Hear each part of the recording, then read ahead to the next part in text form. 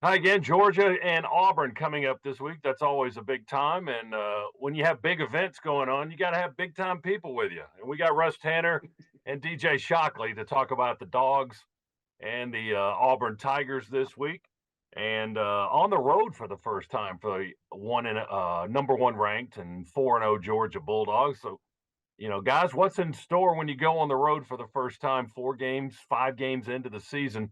What's in store for the Dogs this week when they travel to Auburn? I think it's really weird. I mean, I can't recall. Even Kirby mentioned it, not recalling having not been on the road, this late in the season where your fifth game in and it's your first time going on the road. So it's definitely going to be a little bit different. Obviously, you got a lot of guys who've never been on the road. You got a lot of young guys who've never played on the road. A lot of guys who've never been to Auburn. So it'll be a unique, eye-opening experience for some of those guys. But once you step between those lines, I think they'll be fine. But I always loved going on the road. I love when we went to Auburn. I love when we went to LSU, Tennessee. I mean, all those different places that were loud. They hated you. They rocked your bus. Little kids flicked you off before you got in the stadium. Like all that stuff. I enjoyed that kind of stuff. So I think these guys love it too.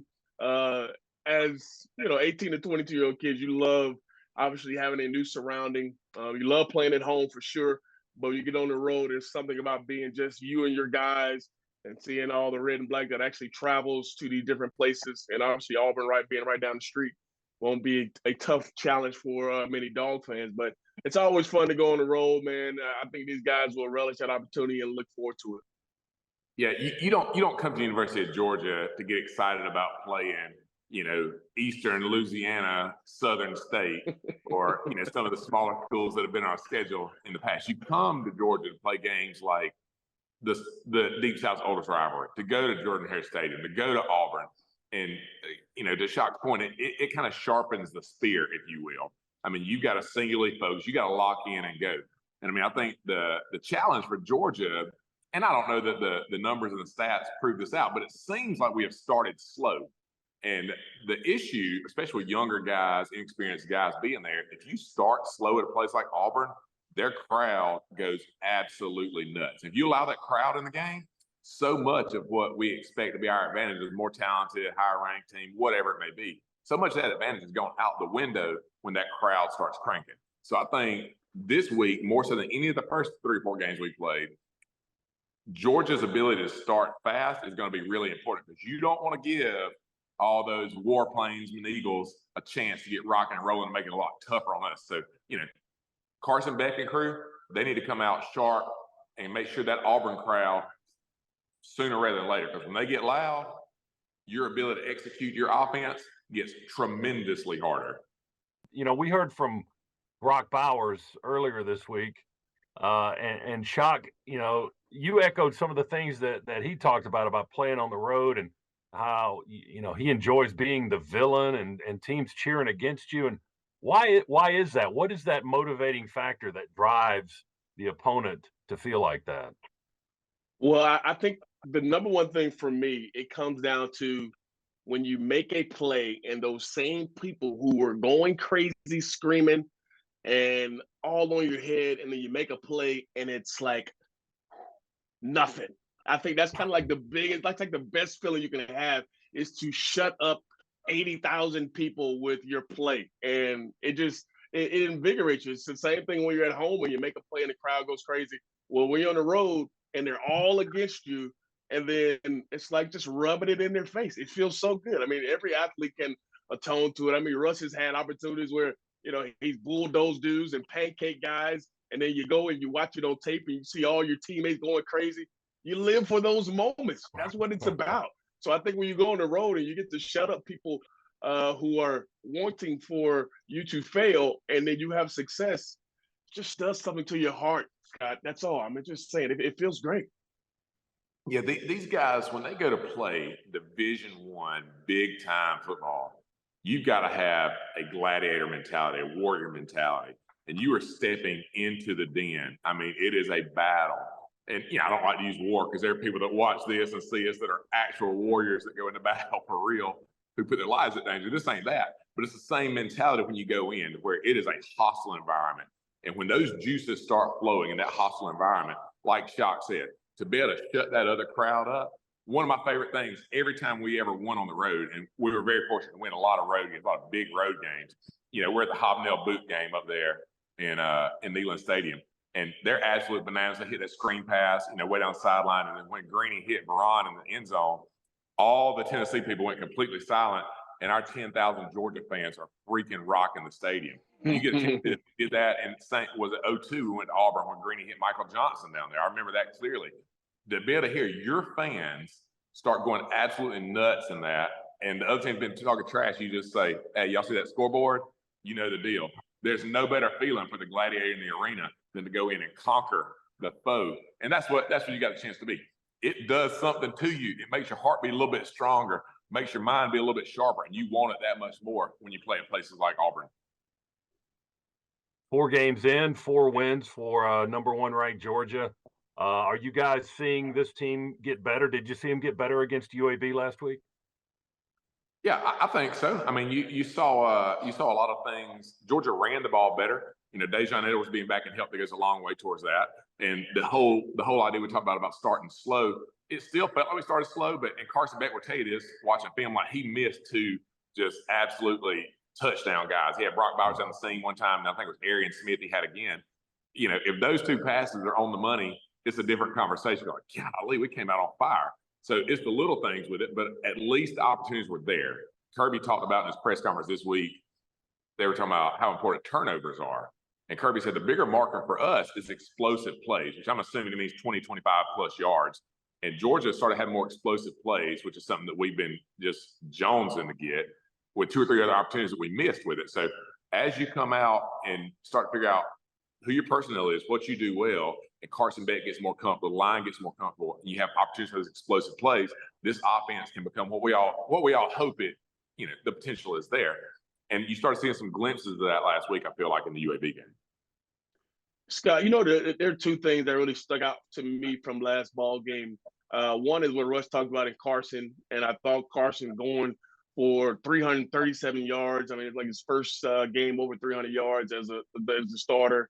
The way he played, the way, he gave his guys opportunities to make plays. Russ mentioned it. Yeah, he missed those 2. That's going to happen. I've been there before. Dude's wide open. You got to realize he's throwing to a lot of different guys. You got dudes like Arian Smith who are freaking track stars, and you got to throw it out there. Then you got a guy like Jordan Meeks who, not as fast, and you got to try to deal with how do I throw it to him, and do I put more air on it? So all this stuff has happened within, 2 or 3 seconds at the line of scrimmage. So there's a lot going on for Carson, but the fact that he still was able to complete the football at a high rate was a really monumental thing. I thought he continues to play well. I'm looking forward to how he plays this weekend on the road. And the other thing is, I think we've talked about it, and everybody else has talked about it. How many dudes are out, and Georgia is still playing to a particular standard? So many guys are injured. We all seen the injured list, and it looks like a scroll. Scott, I know you talked about it. How long is the scroll paper that I got to roll out to talk about the injured guys? But at the end of the day, when you turn on the tape or you watch this team, there's not much drop off. Of course, there's a couple drop offs here and there, but it speaks to the development of what Coach Smart has done with his staff and getting these guys ready to play. And whoever steps in there, they have to play to that standard, or guess what? Somebody else is going to fill that void. So I love the fact that, you've been down a lot of different guys, but you've still been able to play at a high level and keep that standard going. Yep. This is our second conference game of the year coming up this weekend. And one of you guys mentioned, the Deep South's oldest rivalry, meeting number 128, which is older than all of us combined, I think. Is there a different message for a game like this when it's a rival that goes back this long and it's this deep and it's this meaningful? Is there a different message for this game from the coaching staff and their preparation over, say, a South Carolina game, which Georgia has already defeated? I think the message is kind of talked about throughout the week, because you understand how big of a game it is. You understand, and every week when you go through a game plan, you start looking at the team's roster, you look at the depth chart, you say, oh man, this guy's from right down the street. This guy's from Georgia. They got tons of guys from this particular area. And you say, okay, well, this game probably means as much as to those guys as it does to us. And Yeah, I remember playing this game, and we always talked about just because this is the proximity of how close everything is. You Yep. find a way to get it done, and obviously, you play with a lot of these guys. You know them personally. You went to camps with them. You probably went to Georgia camp with them. You went to Auburn camp. I mean, you went to a lot of different places with these guys, and you feel a little continuity there. But then the other part of it is once you get there and you get inside that stadium and the ball's about to be kicked off, you understand what that rivalry is all about because you are going to feel it, regardless of if you played it or not. Once you get inside that stadium and you start warming up, you're going to feel that energy, atmosphere, and say, okay, this one feels a little bit different than when we played South Carolina. It feels a little bit different than when you played, whoever else it is. So it's absolutely one of those things where it don't take much to get ready for this game. And I think throughout the week, guys have understood, the rivalry that is Georgia and Auburn. Yep. And if you, as a player, need your coach to motivate you as a University of Georgia football player to go and play Auburn, you're in the wrong place. Like you did not come, you don't have the right mindset to begin with. Like if Kirby's got to go absolutely nuts before games and just get in your face to make you want to go out there and play, something's not right. And that's not going to be the situation with this team. Now, Kirby may get in their face and go and give us those clips that we all listen to. We love Kirby in the locker room. That may happen. But these guys are going in, locked in, right? I mean, they are ready to rock and roll. They're ready to go on the road. They're ready to face a bigger team. They're ready to face the adversity that comes with the crowd. I mean, they are ready for this right here. And the first 4 games being at home against some lesser opponents and a couple of better ones sprinkled in there, that stuff all points you towards the pinnacle of the first half of the season, which is going to Auburn and Jordan-Hare. Forget the fact that they got beat by A&M last week, or they haven't looked great here. They haven't done this well. Auburn is super talented. Hugh Freeze is a very good football coach, and Auburn is one of the 2 or 3 toughest places to play in the entire country. So if those guys' juices aren't flowing right now, they can stay in Athens. The guys that are ready to play will be on the bus with Kirby, and it's going to come out with that engine revved up hot really, really early. The location of the game aside, and Russ, you kind of got to that point, though, leading to my next question. What about Auburn is going to be challenging for Georgia as far as personnel, type of game that they play, plays that they run, defensive formations, all of that?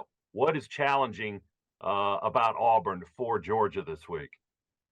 I think Hugh Freeze, and he gave himself credit this week, which I thought was hilarious in the press conference about sort of introducing this RPO game at tempo. I mean, they run the play really fast, in between, not a lot of huddling. They get to the line quickly, and the quarterback has the option to run or pass the ball pretty much every play they do.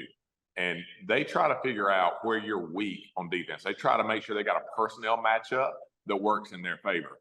And when you're a team like Georgia's been really good on defense, you still have young guys. You got people that are injured, people filling in. David Daniels been stepping in there and playing like he's going to be a really good football player, but he's young. You got that on the D line.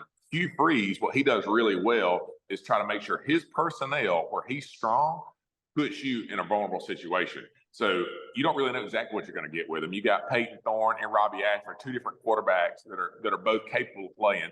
You got to prepare for both of those things. You got to prepare for the pocket guy. You got to prepare for the scrambling guy. They've got some receivers on the outside that are really fast guys like we do. They're running back stable. They're very talented is my point. And Hugh Freeze finds a way, typically, when his teams are successful, they find a way to make sure that their good personnel are against your weaker personnel. And it's going to be a little bit of a chess match there, making sure that we've got the right guys literally lined up in the right place to stop what they're trying to do. And then I think you'll see Kirby try to not give up that explosive play. Make them play in front of you, go and tackle, which we've done really well so far. But again, it goes back to, I think Georgia needs to start quick. They need to get points on the board and make Auburn become uncomfortable with what they're trying to do. So if you can start dictating what they do on offense instead of reacting to what they do on offense, we're in a much better spot, as a football team. I think Russ bring up a lot of great points, and he pointed out some of the personnel coming into this ball game. And I had a chance to talk to Pop earlier this week, and he talked about what Russ just talked about, playing against 2 different style of quarterbacks. And I said, you played against Spencer Rattler, you just played against Jacob Zeno. How does that give you an advantage playing this week? And he said, man, those guys were good. They can move, but they're not as fast as Robbie Ashford. And he thought, and everybody, I heard Kirby talking about this week too. Hey, don't sleep on Peyton Thorne. And I went and looked at some of the numbers. He's actually got more rushing yards right now than Robbie Ashford. Robbie Ashford has 4 touchdowns though, so that gives you something to actually be thought about, because guess what? You get in the red zone, he's probably going to be the guy that they put the ball in his hands. They got 3 running backs. All 3 running backs got 2 of them that average over 5 yards a carry, and the other guy averages over 4.6 yards a carry. That tell you they want to run the football. It's going to be a physical game, when it comes to that side of the ball. And then defensively, they got 2 linebackers who are lead tacklers. They're leading sacks. That tells you how active those guys are. They want to be sideline to sideline. They only give up 16 points a game.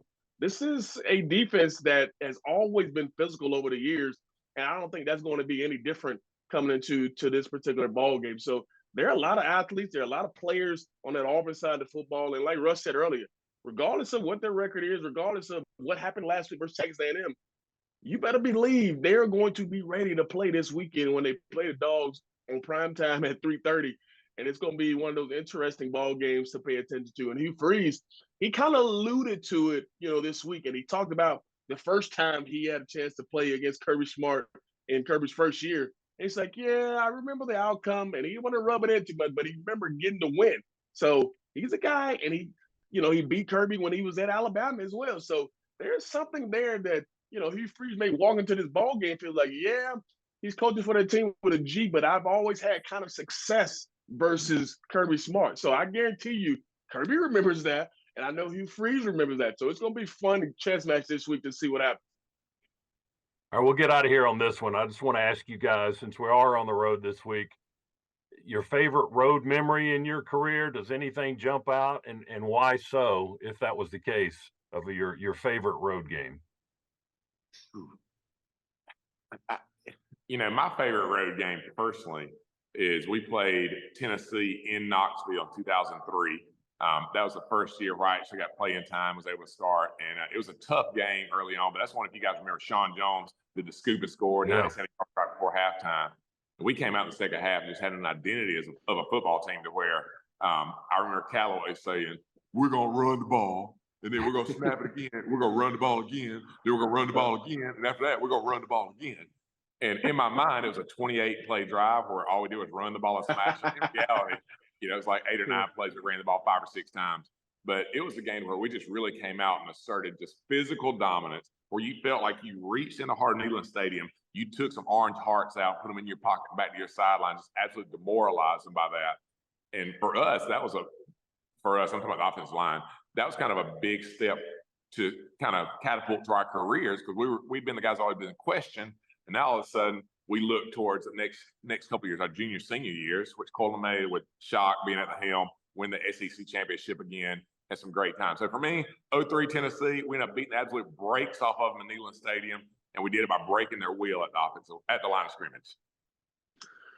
Russ, I agree with you, man. I think the one that sticks out to me, we had a bunch our last year in 05. We had a bunch in that 03 season you already talked about the one with Michael Johnson, which I thought was just crazy. We thought we were dead in the water versus Auburn, and, that game sends us to the SEC championship. And, obviously getting that first one in a long time. I go back to our last year, Russ, in 05, playing against Georgia Tech, tight ball game, back and forth, night game. And, we get a touchdown late in the ball game to kind of secure that win. And they try to go down and almost, score, and Reggie Ball throws it and Tim picks it off. I mean, just the excitement you got to win that kind of game in that atmosphere was pretty cool. And I think over the years, we've always had some really cool role moments that definitely stick with you. And we'll see this weekend if we have another one. Yeah, let's hope some of those memories are created for our guys on Saturday. It's Georgia and Auburn at 3:39 is the official kick time, Eastern time. Remember, you're crossing the time zone if you're on your way to the game. So 3:39 Eastern time zone is the start time for the Bulldogs and the Auburn Tigers. Our coverage starts at 11:30. Yeah, 11:30 a.m. Eastern for all your Bulldog football game day coverage on the Bulldog Sports Network. Russ and Shock, it's always great to join you every week, and I enjoyed it again today. And we hope you enjoy Saturday. Go Dogs. Go Dogs.